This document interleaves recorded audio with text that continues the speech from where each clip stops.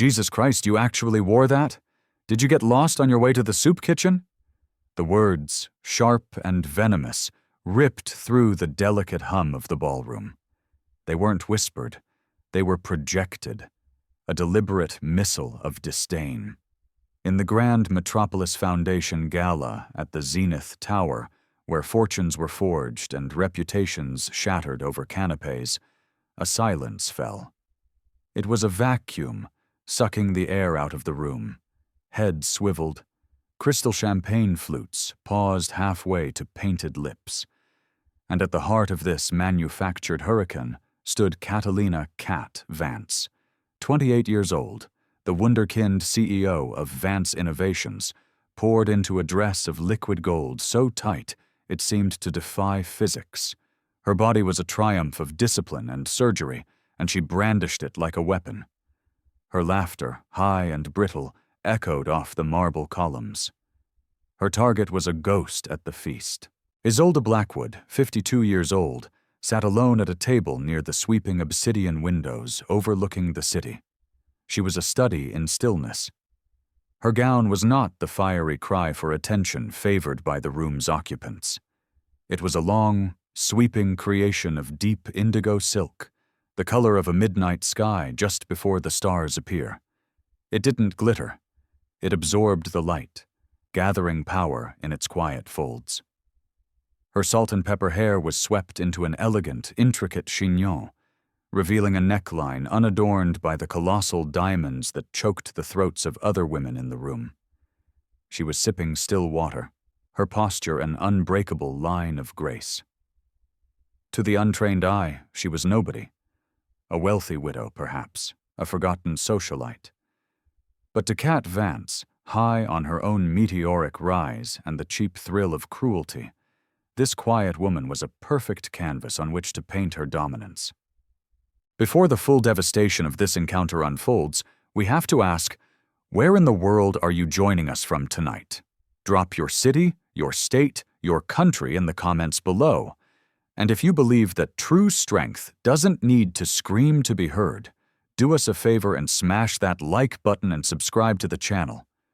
We live for stories like this, and we're damn glad you're here to witness it. The crowd's reaction was immediate and predatory, a pack of jackals scenting blood. A few nervous titters rippled from Cat's table, a sycophantic chorus of tech investors and their surgically enhanced wives. A grizzled hedge fund manager, a man who'd shorted entire national economies without blinking, grinned into his scotch, a cruel slash in his weathered face. "Looks like the charity case got a real ticket this year," one woman murmured behind a hand dripping with blood diamonds. Another, a fashion blogger whose influence was as inflated as her lips, chimed in, "That dress is a fireable offense. It's sincere." The word was spat out like an obscenity. The ballroom was no longer a space of elegant celebration. It was a coliseum, and the lions were circling. Isolde Blackwood did not flinch. She blinked once, a slow, deliberate motion, as if filing the insult away in a vast mental archive. She had heard this tone 1,000 times before. She'd heard it at 22, when a venture capitalist told her that her brilliant software proposal was cute, but that she should leave the real business to the men. She'd heard it at 35, when a board of directors dismissed her billion-dollar acquisition plan, only to watch a male colleague present the same idea 6 months later to thunderous applause. And now, here again, in a room that stank of desperation masked by French perfume, the same entitled sneer, the same dismissal, the same casual attempt to erase her very existence. But the ghosts of 100 such rooms had taught her a patience that was nearly geologic in its scope. Cat, emboldened, glided closer, the golden fabric of her dress clinging to her hips. Her wine glass, filled with a red so deep it was almost black, swirled dangerously. Her crimson lips, a stark wound in her pale face, twisted into a smile that held no warmth. "Gala couture, sweetheart. You should Google it sometime," she purred, her voice a weaponized caress. "Oh, wait. Maybe the Wi-Fi isn't free where you come from." The gasps this time were sharper, more pronounced. The cruelty was no longer a playful jab. It was a public execution. The spectacle had its hooks in the crowd now. Even those who felt a flicker of unease were too captivated to look away. Isolde remained motionless. One long, elegant finger traced the condensation on her water glass. It wasn't a nervous tick. It was an act of centering, of drawing a line in the sand that only she could see. Her silence was not a void. It was a pressure chamber, the atmosphere growing denser, heavier, with every tick of the clock. On the other side of the room, a young freelance journalist named Maya Singh, who'd snuck in by pretending to be a caterer's assistant, felt her heart pound against her ribs. She surreptitiously angled the clutch bag that concealed her phone's camera. This was more than gossip. This was a cultural flashpoint. A few tables away, Mr. Chen, a legendary private equity magnate from Shanghai, watched with an unnervingly calm expression. He leaned toward his wife and whispered in Mandarin, "They are poking a sleeping dragon. They mistake serenity for weakness." He knew Isolde Blackwood, not personally, but by reputation. A reputation built in the silent, brutal boardrooms of international finance, a world far removed from this glittering circus. The seeds of doubt, tiny but potent, were beginning to sprout in the more discerning corners of the room. But the majority remained firmly in Kat's corner. She was the story of the moment, young, beautiful, brash, a supernova of new money and media savvy.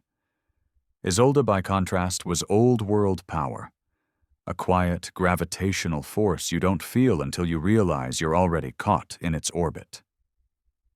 Kat's laughter sharpened, taking on a desperate edge. "Tell me, darling, whoever you are," she said, leaning down until her perfume, an aggressive floral scent, enveloped Isolde's table. "Did you slip past the guards, hoping to find a rich husband to solve all your problems?" Finally, Isolde looked up. Her eyes, the color of dark, rich soil, met Kat's. There was no anger in them. There was no fear. There was only a profound, bottomless weariness, and something else. Something cold and ancient, like the darkness at the bottom of the ocean. Her voice, when it came, was soft, a mere whisper that somehow commanded the entire room's attention. It was so perfectly measured it felt like a vault door sliding shut. "I already met him," she said. The ballroom held its breath. For a split second, the statement hung in the air, a cryptic puzzle. Kat frowned, her perfectly sculpted brows furrowing in confusion. But Isolde Blackwood knew precisely what she had said, and she knew the storm she had just summoned was only beginning to gather its strength. The Metropolis Foundation Gala was not merely a party, it was the apex of the city's social and financial food chain. Held annually in the Zenith Tower's grand ballroom, an opulent space 100 stories above the glittering carpet of city lights, it was a high-stakes ritual disguised as a celebration. The air, thick with the scent of orchids and expensive champagne, was charged with the kinetic energy of ambition and old money. Every guest was a player, their attire a carefully chosen armor. Diamonds were not just jewelry, they were balance sheets. Gowns worth more than a suburban home were not just fashion. They were declarations of intent. And then there was Isolde Blackwood.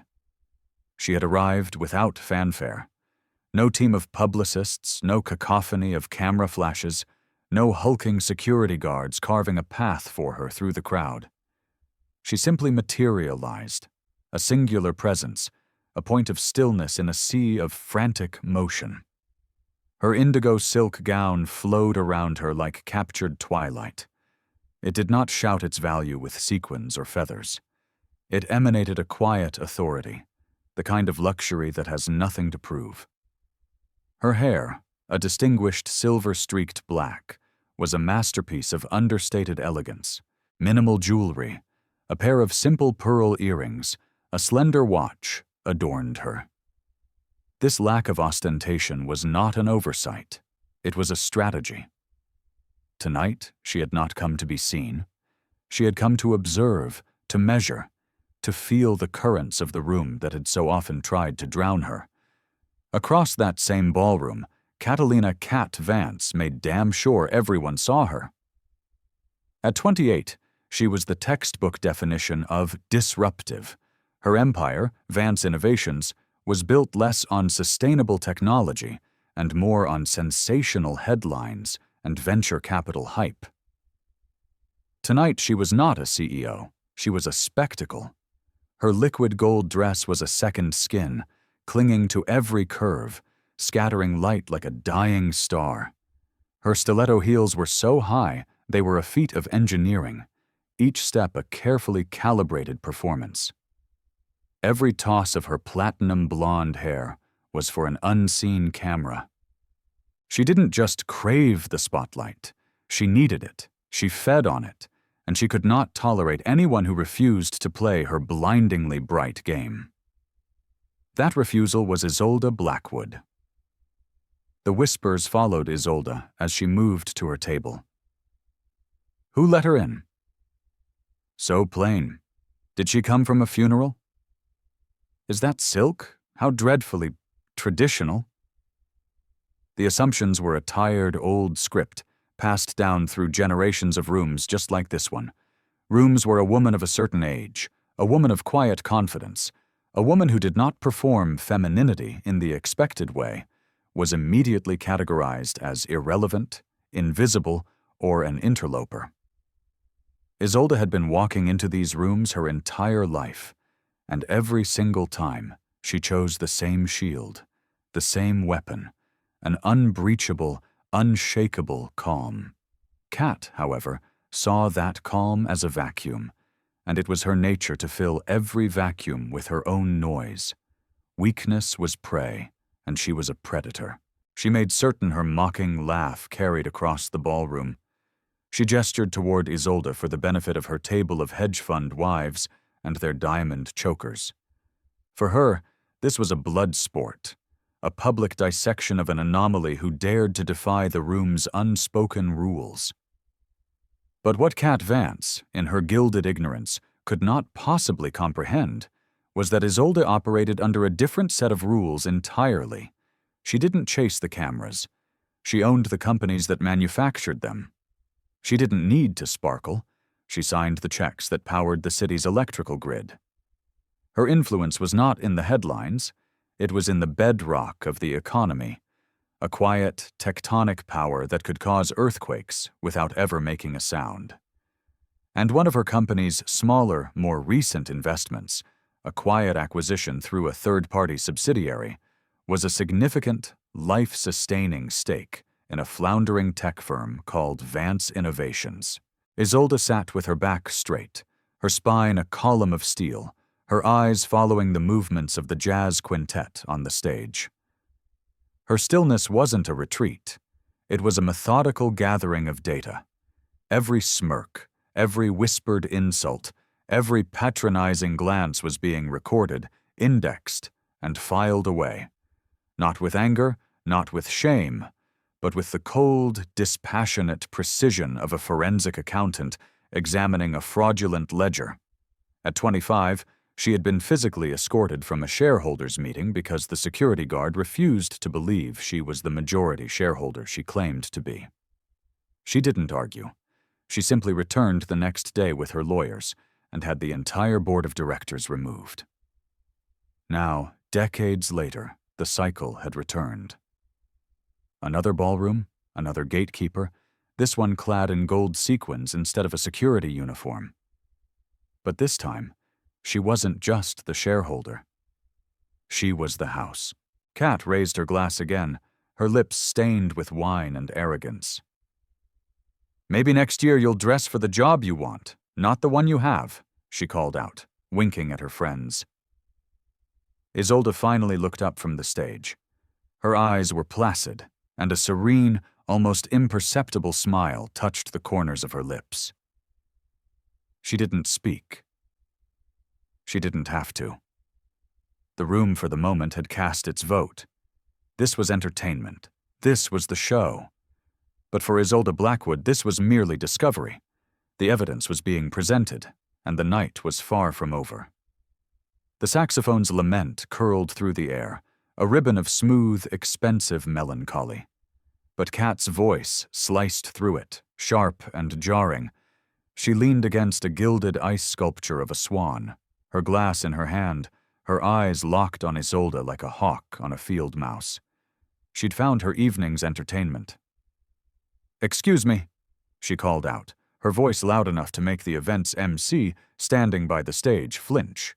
"I was told this was an exclusive event. Is that still the case? Because the guest list seems to have gotten a little porous." A ripple of laughter followed, quiet at first, then growing in confidence as Kat's sycophants took their cue. Heads turned more overtly now, no longer hiding their curiosity. They stared at Isolde's solitary table. Isolde did not acknowledge them. Her gaze remained fixed on the flickering candle flame at her table's center, as if it were the most fascinating thing in the world. Kat smirked, fueled by the reaction. She was an addict, and attention was her drug. She raised her voice again, this time theatrically turning to her friends. "I'm just saying, maybe someone should check her credentials. Security? Is this woman even on the list?" Gasps. Murmurs. The phrase, "not on the list," was a social death sentence in a room built on exclusion. It was the ultimate damnation. Instantly, the crowd began to weave a narrative around the woman in indigo. She was a gatecrasher. She was a vendor's +1 who'd wandered out of the service corridors. She was a professional grifter, an ambitious nobody hoping to network her way into a life she didn't deserve. The narrative wasn't true, but it was easy. It was far easier than confronting the ugly bias that underpinned it. At a corner table, Maya Singh frowned, her thumb pressing the record button on her hidden phone. She knew exactly what she was witnessing. It was a high-tech lynching, a ritualistic humiliation disguised as sophisticated banter, and she was going to get all of it. Isolde took a sip of water. The glass was steady in her hand. The movement was unhurried. Kat, however, was just getting started. She now turned her full body toward Isolde, letting her golden dress catch every single spotlight, a blinding flare of arrogance. "Sweetheart," she said, her voice dripping with poison, "if you're lost, the service entrance is that way." She pointed a long, blood-red fingernail toward the back of the room. "That dress would be perfect for carrying a tray of canapes." The laughter that erupted this time was sharp and ugly. Someone actually clapped. The hedge fund manager nearly choked on his scotch. For Isolde, the moment stretched. She could hear the echo of her younger self, standing in the rain outside a university gala, a doorman's sneering face telling her, "This is a private event, not for people like you." She remembered the searing sting of that humiliation, the long, silent walk back to her dorm. She remembered the vow she had whispered into the cold night air. "One day, I will own the rooms they throw me out of." And here she was. Same sneering arrogance, different face, same gilded cage. But she was no longer the girl in the rain. She was the architect of empires, the unseen hand on the levers of power, sitting in silent witness as ignorance crowned itself queen. She did not react. Her silence was both a shield and a sword, though no one else in the room could yet tell the difference. Kat lifted her chin, reveling in what she perceived as her triumph. She was addicted to this feeling of validation, and tonight she was getting an intoxicating dose. Her laugh rang out again, as bright and empty as her diamond earrings. This was victory. For Isolde, this was deposition. The evidence was mounting. Maya Singh scribbled furiously on her phone's notepad, capturing every word. Across the room, Mr. Chen whispered again to his wife, his brow furrowed now. They mock her for her composure, but her composure is the most dangerous thing in this room. She is not absorbing the attack. She is baiting the trap. The ballroom continued to buzz, drunk on champagne and casual cruelty. The fine line between entertainment and abuse had been completely erased. And Isolde Blackwood, the woman in midnight silk, a silent island in a sea of noise, simply let the room continue to dig its own grave. The loud, overt laughter died down, replaced by a low, persistent hum of whispers. The jazz quintet, professional to a fault, played on, but the gravitational center of the 100-story-high ballroom had irrevocably shifted. Every eye, whether furtively or openly, was now fixed on Isolde Blackwood. And still she did nothing. She said nothing. Her hand rested on the stem of her water glass. Her fingers relaxed. It was not a gesture of tension, but of profound stillness, as if it were the anchor holding the entire world in place. Her regal posture never wavered. Her back remained a straight, elegant line. To the casual observer, she was simply weathering the storm. She seemed stoic, perhaps even cowed. But to the few who were truly watching, Maya in the corner, Mr. Chen across the room, it was incandescently clear this was not passivity. This was an active, strategic exercise of immense control. Kat felt a flicker of impatience. This wasn't right. She was used to reactions.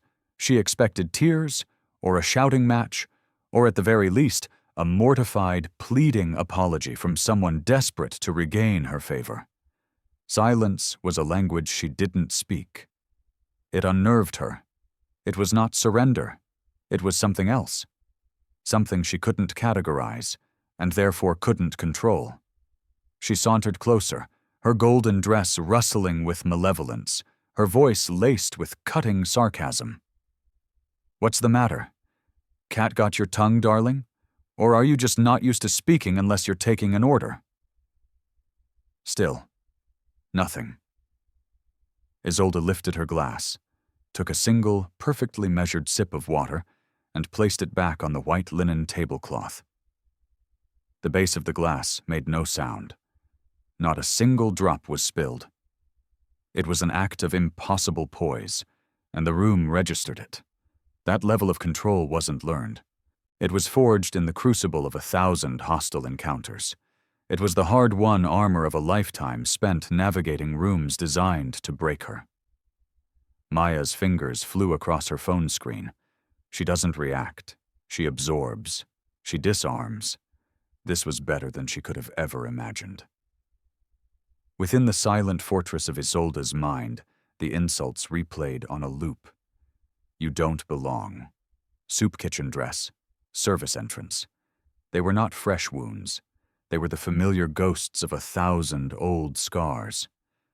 But tonight, she wasn't here to engage in a battle of wits. She was not here to win a skirmish. She was here to end the entire war. Her silence began to act as a psychic mirror.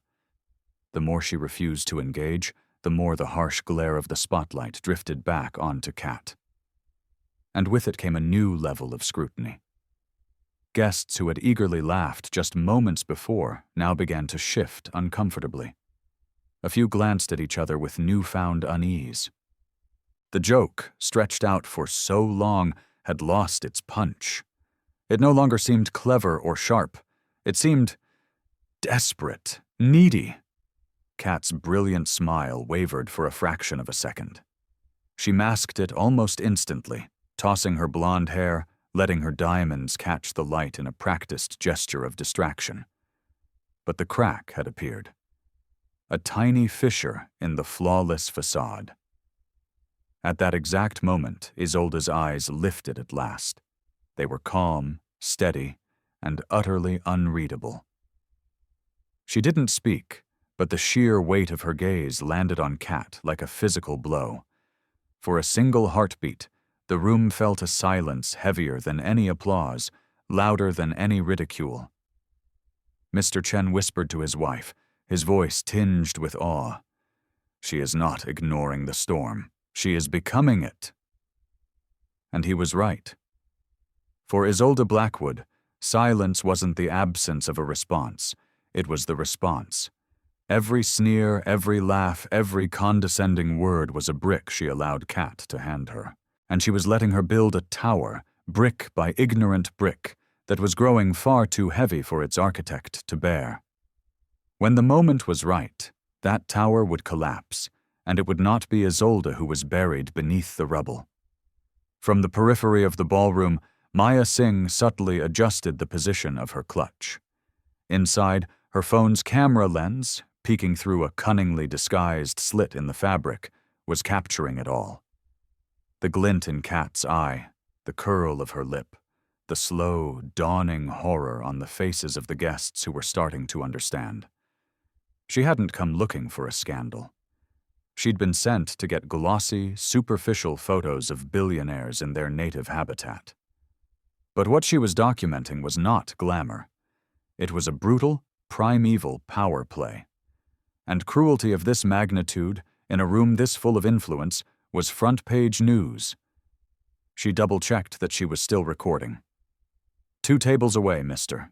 Chen studied the unfolding drama with the cool, detached analysis of a master chess player. His wife leaned toward him, her fan fluttering nervously. "Why are they so cruel to her?" she whispered in Mandarin. "Because they are blind," he replied quietly, never taking his eyes off Isolde. He then paused, adding, "Or worse. Perhaps they see exactly who she is, and it terrifies them." He had encountered Isolde only once before, years ago, across a polished mahogany table during a brutal 12-hour negotiation for a shipping conglomerate in Singapore. She had been the same then. Quiet, deliberate. Every word she uttered was weighed and measured. Every moment of silence a tactical move. He remembered walking away from that meeting, a deal in his favor, yet with the distinct feeling that he had won only because she had permitted it. He knew one thing with absolute certainty. Isolde Blackwood did not waste her breath. If she was choosing not to speak now, it was for a devastatingly precise reason. Across the ballroom, the whispers were beginning to change their tone. No longer were they all in mockery. Unease was spreading like a virus. "Wait, I think I've seen her picture in Forbes," one woman whispered to her partner. "Isn't that the CEO of Ethelred Holdings?" Her partner frowned. "No, couldn't be. Isolde Blackwood wouldn't be sitting by herself, and she wouldn't dress so plainly." He stopped himself mid-sentence, because even as he voiced the denial, a cold dread began to prickle his skin. The possibility was too unsettling. Maya caught it all. The shifting whispers, the uncertain glances, the slow, seismic pivot of the crowd's mood from vicious amusement to anxious doubt. She typed a note to herself. "Power isn't the loudest voice in the room. It's the one that can change the room's atmosphere without uttering a single word." Kat, of course, was oblivious to these subtle shifts. She was high on the drug of her own perceived power, swirling her wine, basking in the spotlight of her own creation. For her, the night was a coronation. She believed every smirk in the room was a tribute to her. But the camera was watching, the investor was watching, and the potent, weaponized silence that Isolde wielded was quietly rewriting the entire narrative. The gala's host, Marcus Thorne, a real estate billionaire with a ludicrously large bow tie, glanced over from the head table. A frown tugged at his surgically tightened face. He recognized Isolde now. Vaguely, at first, then with a sickening jolt of clarity. Her name on contracts that had made him hundreds of millions, her company's signature on deals that propped up half the businesses in this room. And yet he remained silent. Paralyzed by social cowardice, he simply watched, morbidly curious to see just how far Kat would push it. And so the scene was set. A woman in midnight silk, a fortress of calm. A woman in liquid gold, laughing too loudly, completely unaware of the abyss opening up beneath her designer heels. And surrounding them, a circle of witnesses, some complicit, some skeptical, and some just beginning to realize they were watching a public suicide in real time. The evidence was all in. The trial was about to begin. The jazz quintet swung into a brighter, more optimistic melody, a cascade of violin notes falling on a room that had no ear for it. The real music was the suffocating tension coiled at the center of the ballroom. Kat Vance stood with the easy posture of a predator that knows its prey is trapped. Her golden dress shimmered, a warning flare of her own impending doom. She raised her crystal glass of dark red wine, her eyes never leaving Isolde. "Well," she announced, her voice a brassy trumpet call meant for the entire assembly, "if silence is your only defense, then I propose a toast to nothing at all." She stepped forward, closer this time. Far too close. The crowd parted around her like water cleaving before the prow of a ship. Her stiletto heels clicked a sharp, menacing rhythm on the polished marble floor. She came to a halt beside Isolde's table, her shadow falling over the pristine white cloth. The other guests, now a tight circle of voyeurs, pretended to chat amongst themselves while leaning in, straining to hear, to see. Kat leaned over, her smile as sharp and thin as a shard of glass. She lowered her wine glass, tilting it ever so slightly over the deep indigo fabric of Isolde's gown. "You should be careful," she said, her voice a sickly sweet whisper.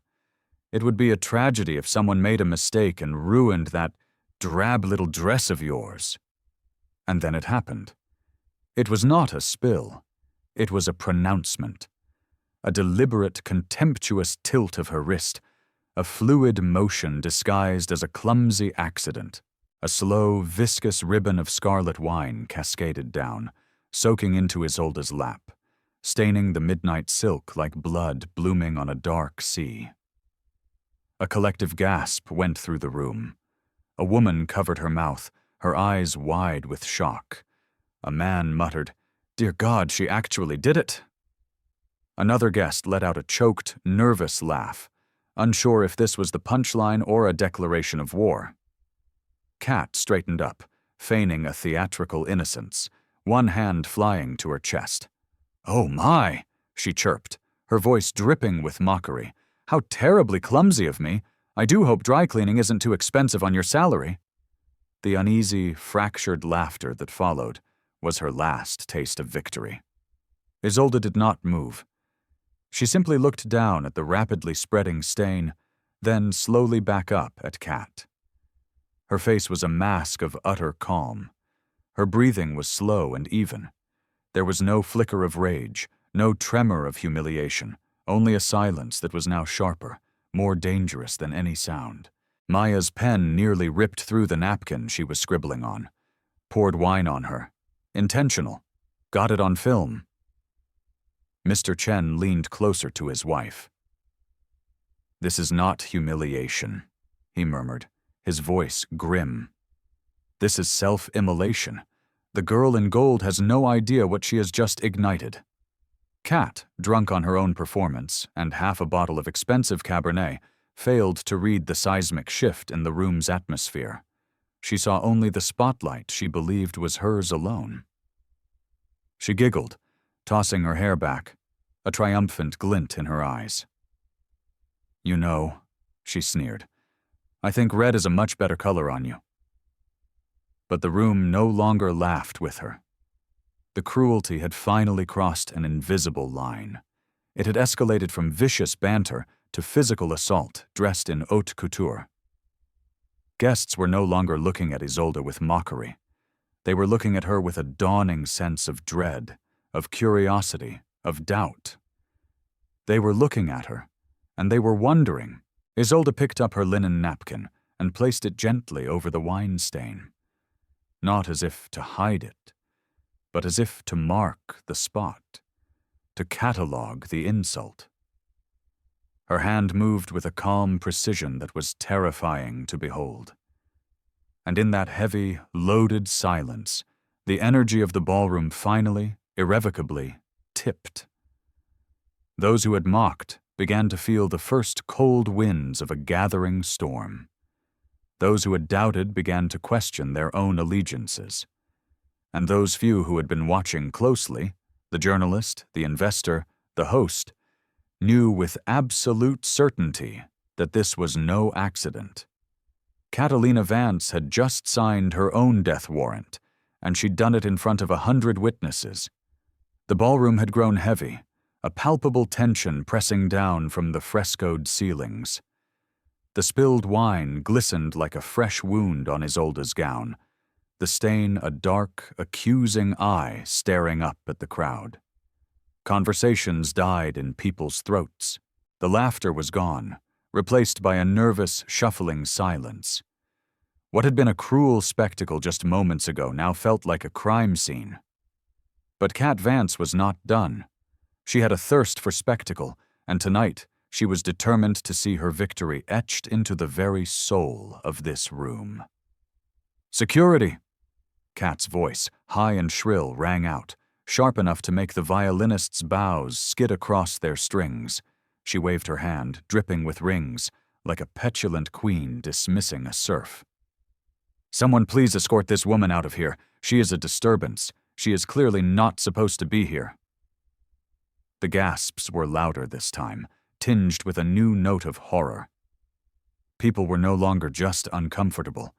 They were appalled. Even the waiters, trained to be invisible, froze with silver trays in their hands. Maya's camera caught every second, her own hand trembling as she whispered into her sleeve, "Oh my God, she's actually doubling down." Two hulking security guards, stationed discreetly by the main entrance, exchanged an uncertain glance. They had been given a strict list, but the woman in indigo, despite the stain on her dress, carried herself with an aura of authority that made the accusations feel wrong. Still, Cat Vance was a major donor. An order from her was not to be taken lightly. They began to make their way, slowly, deliberately, through the now parting crowd. Cat smiled, a thin, satisfied smile of pure malice. She had won. She leaned toward her table of friends, whispering just loudly enough for everyone nearby to hear. "Some people just refuse to understand their place. This is a billionaire's gala, not a homeless shelter." A few of her sycophants managed a weak, strained chuckle. It was a pathetic, dying echo of the laughter that had filled the room just minutes before. People were backing away, distancing themselves from the toxic radius around Cat. Isolde did not flinch. She did not rise to defend herself. She simply adjusted the linen napkin covering her stained gown, her fingers precise, as if each movement was a piece of sworn testimony. Her face was serene, her eyes lowered, but her silence was the thunder rolling in from a distant horizon. Mr. Chen whispered to his wife, his voice now sharp with anticipation. "This is it. She is going to regret this for the rest of her life." His wife nodded, her eyes wide, sensing the air crackling with an inevitable electric discharge. Marcus Thorne, the billionaire host, finally began to stir, a sheen of sweat on his forehead. The name, Ethelred Holdings, was now flashing in his mind like a neon warning sign. Signatures on contracts, boardroom negotiations. He opened his mouth to intervene, to stop this catastrophic miscalculation, but then he hesitated. Part of him, the craven, curious part, wanted to see it through. He remained rooted to his spot by a paralyzing cocktail of fear and fascination. The two security guards arrived at Isolde's table. They were massive men, but they seemed diminished in her quiet presence.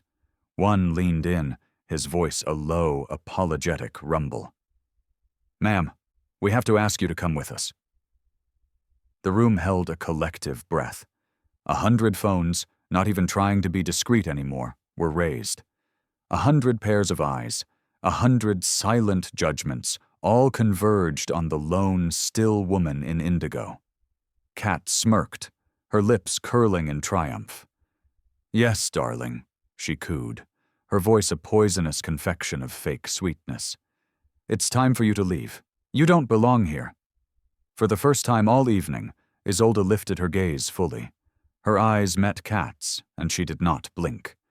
Her stare was calm, steady, and as ancient as a monolith. And in that silent, loaded stare, the entire crowd felt a transfer of power so profound, so absolute, that it was almost a physical force. The storm had finally made landfall. The ballroom was a frozen tableau. The guards waited. The crowd leaned in. Kat basked in the glow of her Pyrrhic victory. And then Isolde moved. Not with rage, not with fear, but with the cold, deliberate precision of a surgeon. She reached for the small, elegant clutch at her side. She opened it, the clasp clicking shut with a sound that seemed to echo in the silent room. She withdrew her phone. One swipe of her thumb, one tap on the screen. She lifted the phone to her ear, her voice as smooth and unhurried as flowing silk, yet carrying the unmistakable weight of command. "Antonia," she said, her voice cutting through the silence. "Initiate Protocol 7. Every syllable landed like a judge's gavel. The guards paused, their hands hovering uselessly at their sides. They exchanged confused glances, sensing a shift into a reality they were not equipped to understand. Kat let out a dismissive, bubbling laugh. "Oh, this is rich. What are you doing? Calling an Uber to take you back to the gutter?" she sneered, tossing her hair. A few of her friends managed a weak chuckle, but the sound was hollow, uncertain. On the other end of the line, a crisp, efficient voice replied instantly, audible only to Isolde, but the effect was immediate. "At once, Ms. Blackwood. The Vance Innovations contract is on my screen." Maya's eyes went wide. She'd heard the name. Blackwood.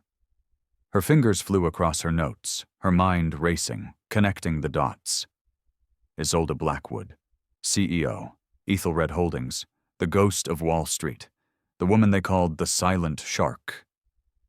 Mr. Chen sat bolt upright, a slow, knowing smile spreading across his face. He knew. Of course, he knew. Protocol 7. It was the stuff of boardroom legend, Ethelred's emergency liquidation clause, a corporate doomsday device. The rest of the crowd, however, was still catching up. They hovered in a state of suspended animation, watching the woman in indigo with a mixture of bewilderment and morbid fascination. Isolde continued, her voice still quiet, but so resonant that the nearest tables heard every word with chilling clarity. "Effective immediately. Terminate the bridge loan. Prepare the withdrawal documents for all subsidiary funding. Freeze all ongoing negotiations and put an immediate hold on all pending wire transfers to Vance Innovations and its affiliates." A hush fell that was so absolute, it felt like the world had stopped turning. The jazz quintet faltered, their instruments falling silent one by one as they realized the real performance had nothing to do with them. The silence was thick, oppressive, pregnant with the terrifying, unseen movement of immense power. Kat scoffed, her crimson lips twisting in a desperate attempt to maintain control. "What is this? A community theater performance? Do you really think making a phone call suddenly makes you important? You are embarrassing yourself, darling. Just get out!" But her words had lost all their venom. They fell flat, pathetic little darts against an armored fortress. The energy in the room had not just shifted, it had inverted. Guests who had laughed now exchanged looks of dawning horror. The name Blackwood began to move through the room in hushed, panicked whispers. "Did she say Blackwood? As in Isolde Blackwood, the one who owns half of downtown? Marcus Thorne, the host, finally rose, his golden bow tie looking like a hangman's noose. His voice was a low, urgent whisper to those around him. If that is Isolde Blackwood, Cat Vance just ended her own career? Isolde ended the call. She placed her phone carefully back into its clutch, the snap of the clasp echoing like a gunshot. She then looked up. Not at the stunned security guards, not at the horrified crowd, but directly, unblinkingly at Cat. Her voice was calm, almost gentle, which made the words all the more devastating. You just tried to humiliate the woman who holds the mortgage on your entire future. The words needed no volume. They derived their power from the chasm of silence that followed. And in that silence, Cat's cruel smirk finally, completely, dissolved. For the first time all night, she looked uncertain. She looked afraid. The balance had not just shifted. The entire board had been flipped over. The atmosphere in the ballroom had turned crystalline, so fragile it felt as though a single loud breath could shatter it. Cat Vance still stood over Isolde Blackwood, her liquid gold dress now looking less like a symbol of power and more like a cheap, gaudy costume.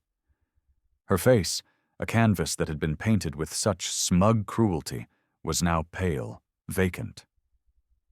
The crowd, a restless, whispering sea of shock, waited. They sensed a conclusion was at hand, a final, brutal judgment. Isolde did not need them to wait long. She rose from her chair, a slow, fluid motion of undeniable grace. Her chair did not scrape against the marble. It glided back silently. The indigo silk of her gown shimmered, catching the light from the chandeliers, and the dark wine stain was no longer a mark of humiliation. It was a battle standard, a wound she had refused to hide. With every inch she rose, her presence seemed to expand, growing heavier, filling the space around her. She did not raise her voice. She had no need for such crude instruments. "My name," she began, her calm, steady gaze sweeping across the circle of stunned, upturned faces, "is Isolde Blackwood." The whispers caught fire, erupting into a cascade of frantic recognition. Blackwood. Oh my God, it's Isolde Blackwood, of Ethelred Holdings. Isolde's eyes locked onto Cat's. Her gaze was cool, dispassionate, final. "And tonight," she continued, each word a perfectly polished stone dropped into a deep well, "you chose to mock the woman holding the pen to your future. I am the CEO of Ethelred Holdings. I am the principal financier of the Vance Innovations merger, the $4.9 billion deal that is the only thing keeping your vapid little empire from collapsing into a pile of debt." The words landed with the force of a physical explosion. The collective gasp of the crowd was a tangible thing. Glasses clattered. A waiter dropped an entire tray of champagne flutes, the sound of shattering crystal a fitting underscore to the scene. Someone at the back of the crowd muttered, "Oh my God!" Another, much louder voice exclaimed, "She owns her!" Cat Vance's face was now completely drained of color. Her perfect, blood-red lips parted, but no sound came out. For the first time since she burst onto the scene, the prodigy of tech, the darling of the media, she looked small. She looked like a flame drowning in its own smoke. Isolde took a single step forward, and the crowd receded from her as if she were emanating an invisible force field. Her voice carried without effort. "You poured wine on me. You called security on me. You told me, to my face, that I do not belong here. But let me tell you the truth, Ms. Vance. Without me, you do not belong.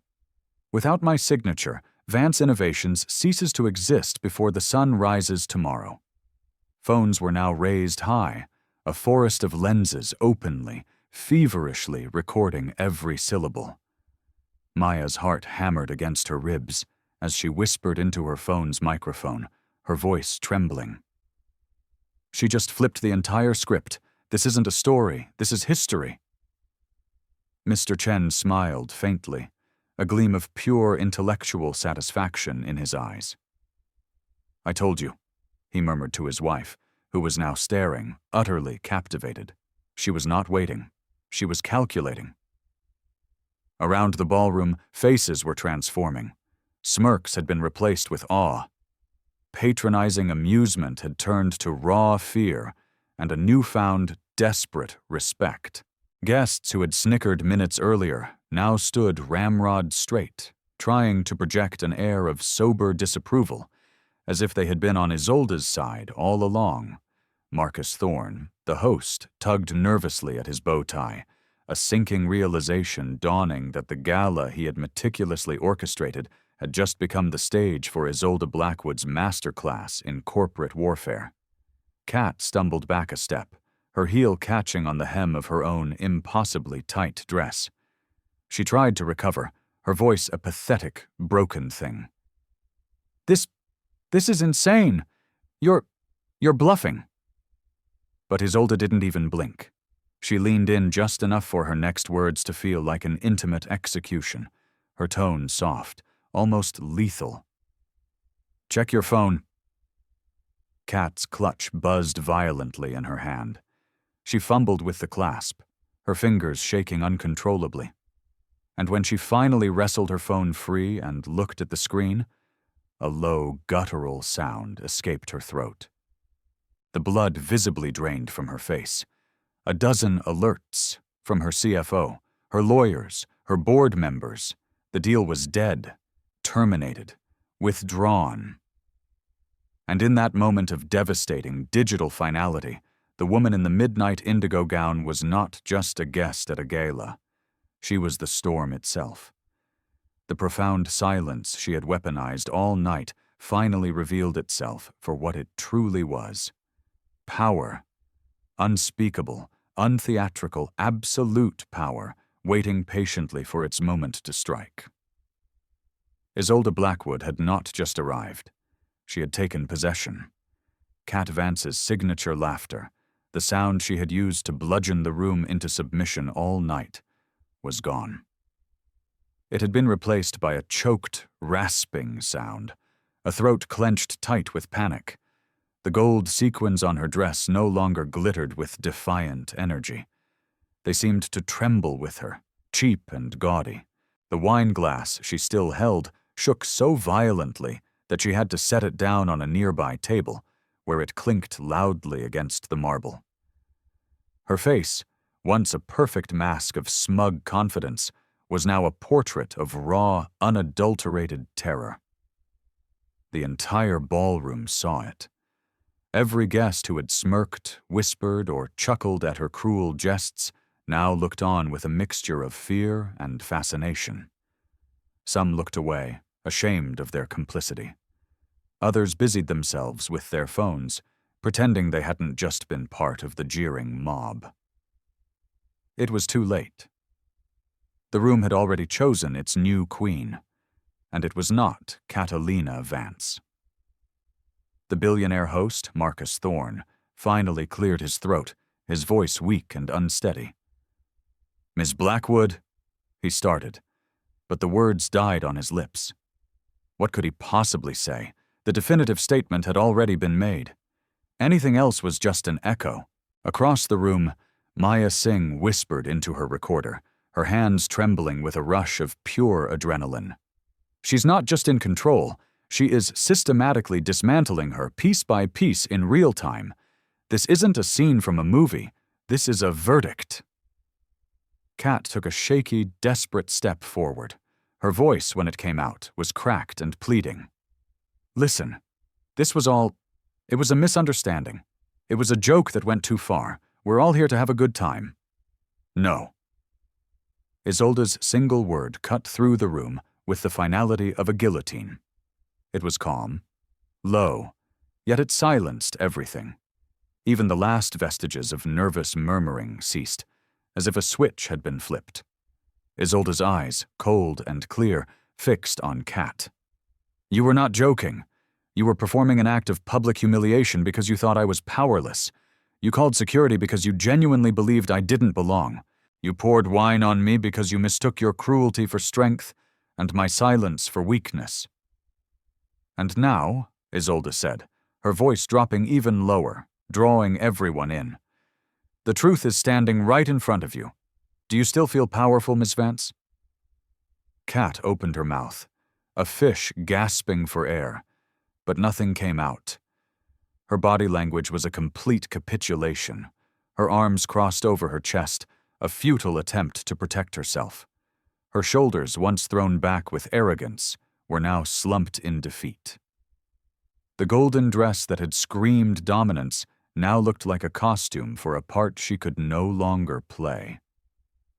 Mr. Chen spoke, his voice carrying clearly in the hushed room. That is the fundamental flaw of arrogance. It is blind to the moment it has already lost. Heads turned toward him, and a wave of quiet, affirmative nods rippled through the assembled guests. The crowd's pivot was now complete and visible. A woman dripping in diamonds, who had laughed the loudest at Kat's insults, now raised her champagne flute slightly toward Isolde, a gesture of silent, awestruck apology. The waiters, once frozen with indecision, began to move again. But their movements now had a new purpose. They subtly cleared away the empty glasses from the tables near Kat, as if cleansing the area of her toxic presence. One of them discreetly appeared at Isolde's elbow, pouring her a fresh glass of water. It was a small act, but it was a realignment of service, a recognition of where the true power now resided. Desperate, Kat turned to the small circle of friends who had been her loyal chorus all evening. "Say something," she pleaded, her eyes wide. "Tell her." But they looked away. They studied their shoes. They checked their phones.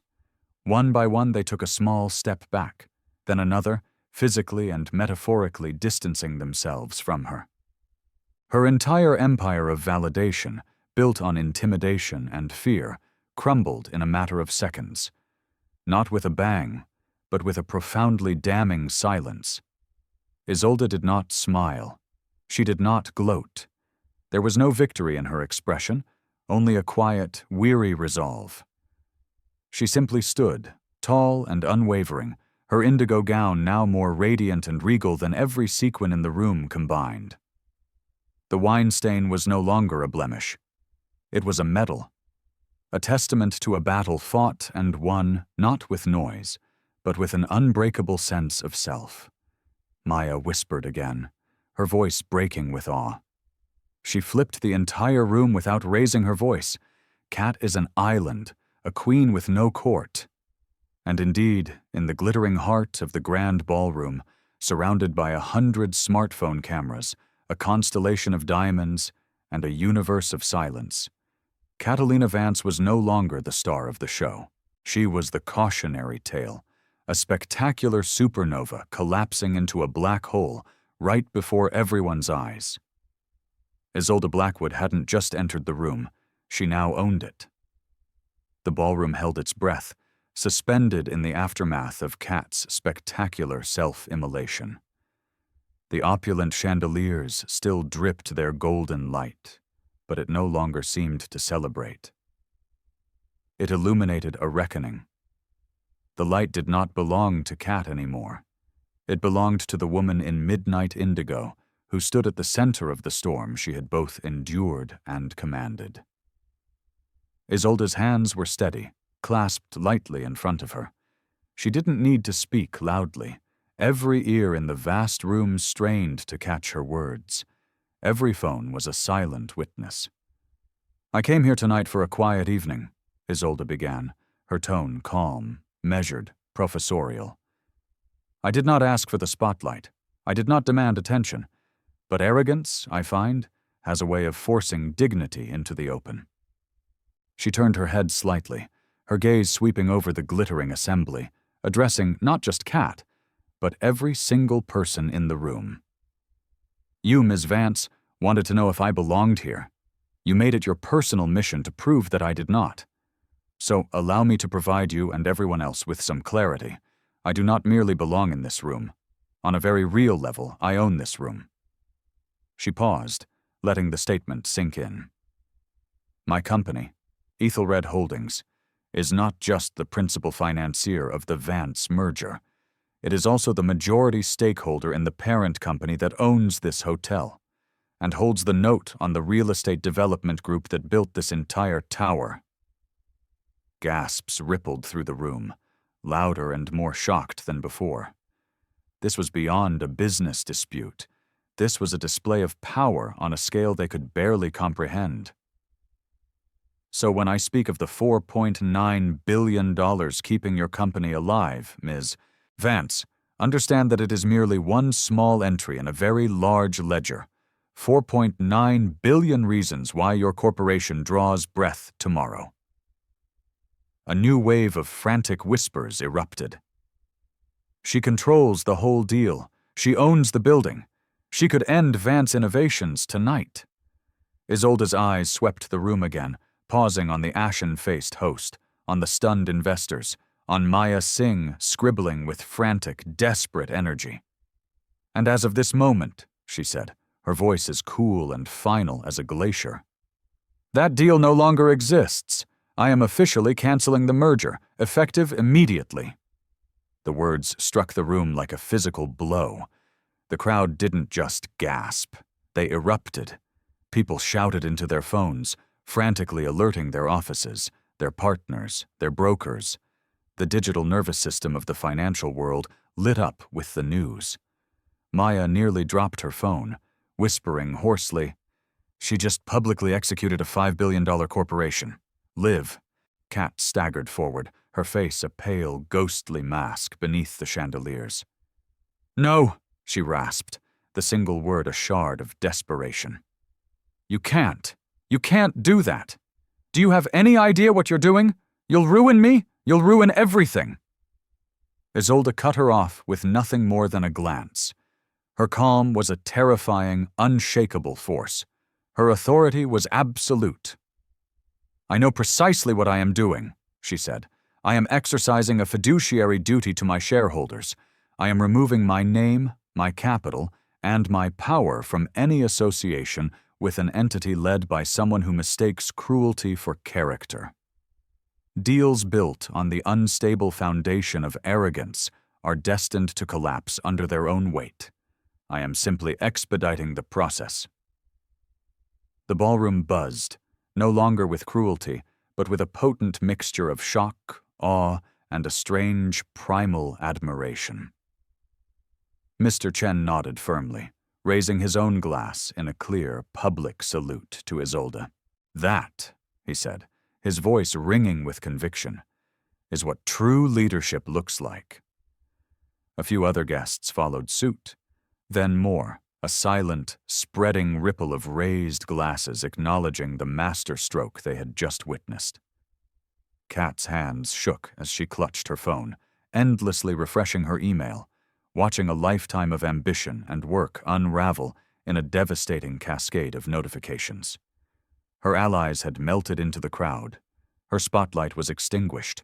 Her kingdom had been dismantled. And at the center of it all stood Isolde, calm and radiant, her wine-stained gown transformed from a mark of shame into an emblem of warrior resilience. She had walked into the room as a target. She would walk out as a legend. The verdict was final. $4.9 billion gone. And with them, the carefully constructed illusion of Catalina Vance. What an incredible, unbelievable night. The dust is settling, but this story is far from over. What lesson will you take away from Isolde Blackwood's quiet strength? Let us know your thoughts in the comments. Every comment, like, and subscription helps us to find and share more of these powerful stories where dignity triumphs over arrogance. Thank you for being a part of this community. The ballroom was no longer a party. It was a courtroom after the sentence had been handed down. And Isolde Blackwood had no interest in lingering to watch the convicted unravel. That wasn't her way. Quiet power does not gloat. It simply executes its will and moves on, leaving echoes in its wake. She placed her linen napkin gently back on the table, a final, deliberate act. She adjusted the folds of her indigo gown, straightened her shoulders, and began to walk toward the exit. The crowd parted for her as if by divine decree. No one spoke to her. No one dared to meet her eye. Some looked down in shame, others watched her with a newfound reverence. Maya kept her camera steady, whispering a final note. Leaving on her own terms. The queen abdicates the throne she never wanted. Each click of her low heels on the marble floor sounded louder than any note the jazz band could ever play. It was louder than Kat's cruel laughter had ever been. It was the sound of dignity reclaiming its space. Trembling, broken, Kat made one last desperate attempt. "Wait," she cried out, her voice thin and reedy. "Please, we can talk about this. We can fix this." Isolde paused at the grand double doors, turning only her head to look back over her shoulder. Her voice, though still quiet, carried across the entire silent ballroom, a final, indelible lesson for everyone present. "Respect," she said, "is not a line item in a negotiation. It is not available at $4 or $4.9 billion. It is not negotiable. Not now. Not ever." The words seemed to etch themselves into the air, into the memory of every person who heard them. Then, she turned her back and walked away, unhurried, unshaken. The massive doors swung open before her as if bowing to her presence, and she stepped out into the cool night. The city lights below seemed to rush up to greet her, her indigo gown catching the glow as if it carried its own constellations within its threads. Behind her, a profound silence lingered. The kind of silence that doesn't just fade away, it settles, it reshapes, it redefines everything. Mr. Chen lifted his glass one last time, his voice solemn. "Dignity," he said to his wife, "does not need a stage. It becomes one." Maya lowered her phone, her heart still racing. She knew what tomorrow's headlines would be. Tech mogul humiliates wrong woman, loses $4.9 billion empire in a single night. But for Isolde Blackwood, as she settled into the quiet leather interior of her waiting car, there were no headlines in her mind.